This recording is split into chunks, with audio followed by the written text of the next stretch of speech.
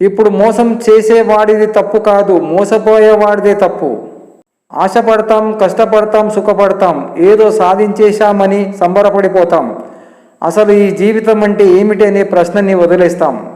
కడుపు కాలినోని నడుగు మెతుకు విలువ చెప్తాడు, కష్టపడిన వాడి నడుగు బతుకు విలువ చెప్తాడు. అవసరమైతే మాట్లాడు, లేదంటే నిశ్శబ్దంగా ఉండు. సాధ్యమైనంత వరకు సంభాషణల్లో ఇతర ప్రవర్తన వద్దు. ఉత్తమ సంభాషణలు సిద్ధాంతాల చుట్టూ తిరుగుతాయి, నీచమైన సంభాషణలు వ్యక్తుల చుట్టూ తిరుగుతాయి. నేను ఇవ్వడం నేర్చుకున్నాను, నాకు ఎక్కువగా ఉన్నాయని కాదు, కానీ ఏమి లేనప్పుడు ఎలా ఉంటుందో నాకు బాగా తెలుసు కనుక పని చేయకుండా ఎవరి ఫలితాన్ని పొందలేరు. బంగారం నాణ్యత గిన్నెలో తెలుస్తుంది, మనిషి మంచితనం కష్టంలో తెలుస్తుంది. నేను తప్పుని క్షమిస్తా, కానీ అవమానాన్ని మాత్రం ఖచ్చితంగా గుర్తుపెట్టుకుంటాను. సహాయం చెయ్యి, తిరిగి ఆశించకు. మాట్లాడు, మాటలతో మాయ చెయ్యకు. ప్రేమించు, నటించకు. నమ్మించు, నమ్మక ద్రోహం చెయ్యకు.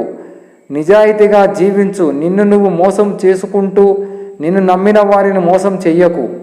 3 కోట్ల దేవతల ఆరాధ్య దైవం, విశ్వానికి అధిపతి ఉమాపతి హరహర మహాదేవ్.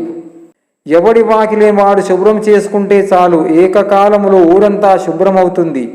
అంతేగాని నీవు చూపులు తీసుకొని ఊరంతా శుభ్రం చేయడం అసాధ్యం. అలాగే ఒక్కడివి నీతిమంతుడిగా ఉంటే చాలు, మిగతా వారిని బాగు చేయాలనే పనిని నీ ఎత్తిన వేసుకోవద్దు, అది అసాధ్యం.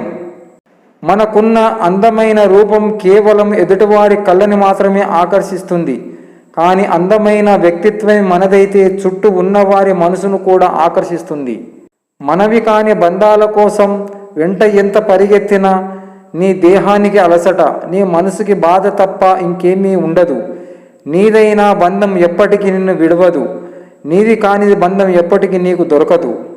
ఉదాహరణ ఇవ్వడం చాలా సులువు, ఉదాహరణగా నిలవడం గొప్ప విషయం. అర్థం చేసుకుంటే కోపం కూడా అర్థవంతమైనది, అపార్థం చేసుకుంటే నిజమైన ప్రేమ కూడా అర్థం లేనిది అవుతుంది. మనిషి జీవితం విచిత్రమైనది. యవ్వనములో సమయం శక్తి ఉంటాయి, కానీ డబ్బు ఉండదు. మధ్య వయసులో డబ్బు శక్తి ఉంటాయి, కానీ సమయం ఉండదు. వృద్ధాపంలో సమయం డబ్బు ఉంటాయి, కానీ శక్తి మాత్రం ఉండదు.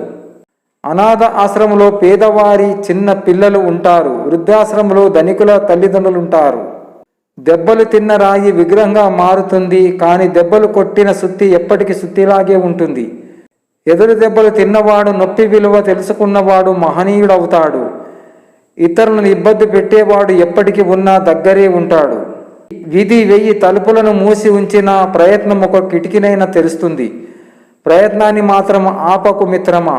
నిన్ను ఒకంత భయపెట్టి ఎంతో ఉత్సుకతను కలిగించే నీకు నిజమైన లక్ష్యం. నువ్వు ఆపదలో ఉంటే ఆదుకోవడానికి రాలేని వాళ్ళ గురించి నీకు అవసరం లేదు. డబ్బుతో మనసుని కొల్చే వాళ్ళు, అంతస్తులతో మనసుని బేరీజ్ చేసే వాళ్ళు నా దృష్టిలో బంధువులు కారు. కష్టంలో నీ భుజము తట్టే వాళ్ళు, నీ వెనుక మేమున్నాం పద అని నడిపే వాళ్ళు నిజమైన స్నేహితులు, బంధువులు వాళ్ళే. జీవితంలో తృప్తి పడడం నేర్చుకున్న వ్యక్తి ఎప్పుడు నిరాశకు గురికాడు.